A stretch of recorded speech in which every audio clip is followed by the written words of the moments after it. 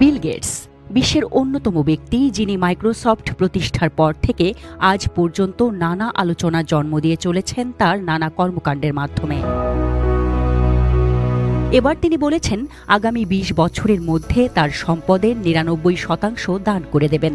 তিনি জানিয়েছেন তিনি তার ফাউন্ডেশনের মাধ্যমে দান বাড়াবেন, এমনকি ২০৪৫ সালের মধ্যে তার ফাউন্ডেশনের কাজ বন্ধ করে দেওয়া হবে। গতকাল বৃহস্পতিবার এক ব্লগ পোস্টে বিশ্বের অন্যতম এই ধনকুবের বলেন, আমি মারা গেলে মানুষ অনেক কিছু বলবে, কিন্তু আমি নিশ্চিত করতে চাই ওই সব ব্যক্তির কেউ যেন বলতে না পারেন তিনি ধনী অবস্থায় মারা গেছেন। ৬৯ বছর বয়সী বিল গেটস বলেন যে তার নামে থাকা ফাউন্ডেশন এরই মধ্যে স্বাস্থ্য ও উন্নয়ন প্রকল্পে $১০,০০০ কোটি মার্কিন ডলার ব্যয় করেছে।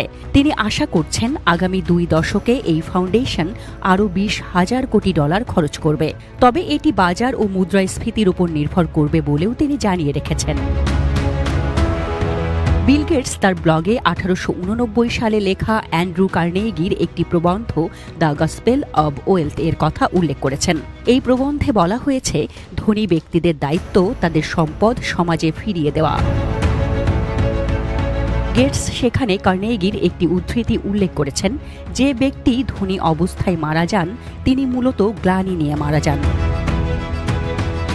বৃহস্পতিবার বিবিসির নিউজ আওয়ারে তার এই নতুন পরিকল্পনা সম্পর্কে প্রশ্ন করা হলে অনুষ্ঠানে গেটস বলেন ২০ বছর পর আরও অনেক ধনী ব্যক্তি আসবেন, যারা ভবিষ্যতের চ্যালেঞ্জগুলো আরও ভালোভাবে মোকাবেলা করতে পারবেন।